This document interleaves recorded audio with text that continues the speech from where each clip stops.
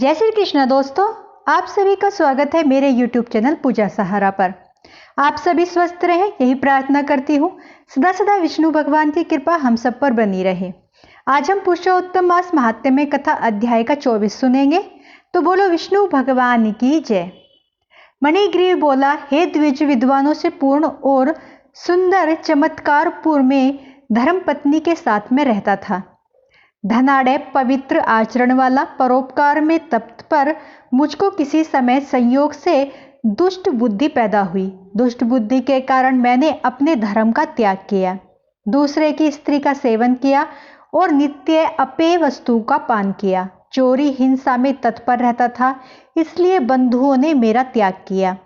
उस समय महाबलवान राजा ने मेरा घर लूट लिया। बाद में बचा कुचा धन भी उसके बंधुओं ने ले लिया। इस प्रकार सभी से तिरस्कृत होने के कारण वन में निवास किया। स्त्री के साथ इस घोर वन में निवास करते हुए मुझ दुरात्मा का नित्य जीवों का वध कर जीवन निर्वाह होता है। हे ब्राह्मण, इस समय आप मुझ पातकी पर अनुग्रह करें। प्राचीन पुण्य के समूह से आप इस घोर वन में आए हैं। हे महामुने, स्त्री के साथ मैं आपकी शरण में आया हूँ। आप उपदेश रूप प्रसाद से कृतार्थ करने के योग्य हैं। जिस उपाय के करने से मेरी तीव्र दरिद्रता इसी क्षण में नष्ट हो जाए, अतुल वैभव को प्राप्त करूं, यथा सुख विचरूं, ऐसा मुझे उपाय बताएं। उग्रदेव बोले, हे महाभाग, तुम कृतार्थ हो गए हो। जो तुमने मेरा अतिथि सत्कार किया, इसलिए इस समय स्त्री सहित तुमको होने वाले कल्याण को कहता हूं, जो बिना व्रत के, बिना तीर्थ के, बिना दान के, बिना प्रयास के तुम्हारी दरिद्रता दूर हो जाएगी। ऐसा मैंने विचार किया है। इस मास के बाद तीसरा श्री पुरुषोत्तम मास आने वाला है। उस पुरुषोत्तम मास में सावधानी के साथ विधि पूर्वक तुम दोनों स्त्री पुरुष श्री पुरुषोत्तम भगवान को प्रसन्न करने के लिए दीपदान करना। उस दीपदान से तुम्हारी यह दरिद्रता जड़ से नष्ट हो जाएगी। तिल के तेल से दीपदान करना चाहिए।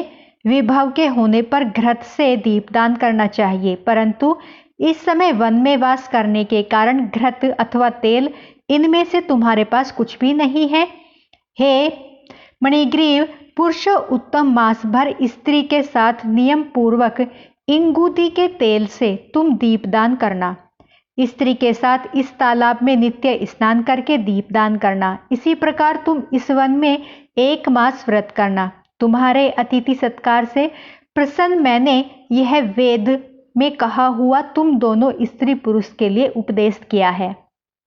विधिहीन भी दीपदान करने से मनुष्य को लक्ष्मी की वृद्धि होती है। यदि पुरुषोत्तम मास में विधि पूर्वक दीपदान किया जाए तो क्या कहना। वेद में कहे हुए कर्म और अनेक प्रकार के दान पुरुषोत्तम मास में दीपदान की 16वीं कला की बराबर भी नहीं है। समस्त तीर्थ, समस्त शास्त्र पुरुषोत्तम मास के दीपदान की 16वीं कला को नहीं पा सकते। योग, दान, सांध्य, समस्त तंत्र भी पुरुषोत्तम मास के दीपदान की 16वीं कला को नहीं पा सकते। कृच्छ, चंद्रायण आदि समस्त व्रत पुरुषोत्तम मास के दीपदान की 16वीं कला की बराबरी नहीं कर सकते। वेद का प्रतिदिन पाठ करना, गया श्राद्ध, गोमती नदी के तट का सेवन पुरुषोत्तम मास के दीपदान की 16वीं कला की बराबरी नहीं कर सकते। हजारों ग्रहण, सैकड़ों व्यतिपात पुरुषोत्तम मास के दीपदान की 16वीं कला की बराबरी भी नहीं कर सकते। कुरुक्षेत्र आदि श्रेष्ठ क्षेत्र, दंडक आदि वन पुरुषोत्तम मास के दीपदान की 16वीं कला की भी बराबरी नहीं कर सकते। हे वत्स, यह अत्यंत गुप्त व्रत जिस किसी से कहने लायक नहीं है। यह धन, धान्य, पशु, पुत्र, पौत्र और यश को करने वाला है। वंध्या स्त्री के बांझपन को नाश करने वाला, स्त्रियों को सौभाग्य देने वाला, राज्य से गिरे हुए राजा को राज्य देने वाला, प्राणियों को इच्छानुसार फल देने वाला है। यदि कन्या व्रत करती है तो गुणी चिरंजीवी पति को प्राप्त करती है। स्त्री की इच्छा करने वाला पुरुष सुशीला और पतिव्रता स्त्री को प्राप्त करता है। विद्यार्थी विद्या को प्राप्त करता है। सिद्धि को चाहने वाला अच्छी तरह सिद्धि को प्राप्त करता है। धन चाहने वाले को धन की प्राप्ति होती है, मोक्ष को चाहने वाला मोक्ष को प्राप्त होता है। बिना विधि के, बिना शास्त्र के जो पुरुषोत्तम मास में जिस किसी जगह दीपदान करता है वह इच्छानुसार फल को प्राप्त करता है। हे वत्स, विधि पूर्वक नियम से जो दीपदान करता है तो फिर कहना ही क्या है। इसलिए पुरुषोत्तम मास में दीपदान करना चाहिए। मैंने इस समय यह तीव्र दरिद्रता का नाश करने वाला दीपदान तुमसे कहा। तुम्हारा कल्याण हो, तुम्हारी सेवा से मैं प्रसन्न हूं। अगस्त्य मुनि बोले, इस प्रकार वह श्रेष्ठ ब्राह्मण मन से 2 भुजा वाले मुरली को धारण करने वाले श्री हरि भगवान का स्मरण करते हुए प्रयाग को गए।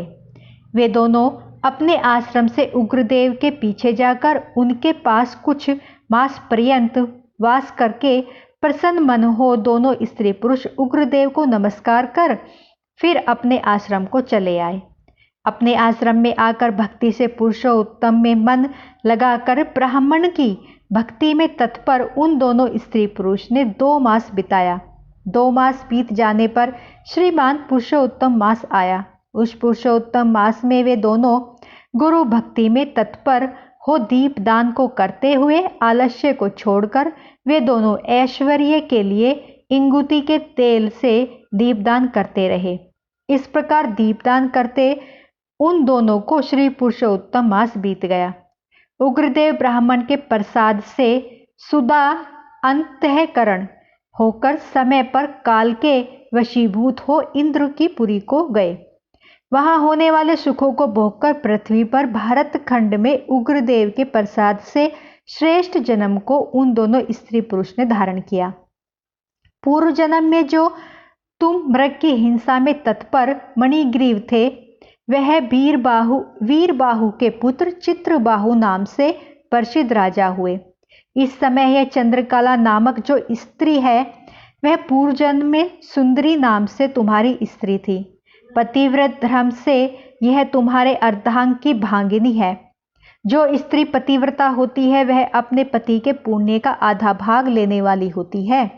श्री पुरुषोत्तम मास में इंगुदी के तेल से दीपदान करने से तुमको यह निष्कंक राज्य मिला।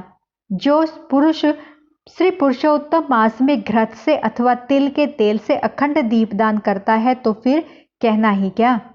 पुरुषोत्तम मास में दीपदान का यह फल कहा है, इसमें कुछ संदेह नहीं है। जो उपवास आदि नियमों से श्री पुरुषोत्तम मास का सेवन करता है तो उसका कहना ही क्या।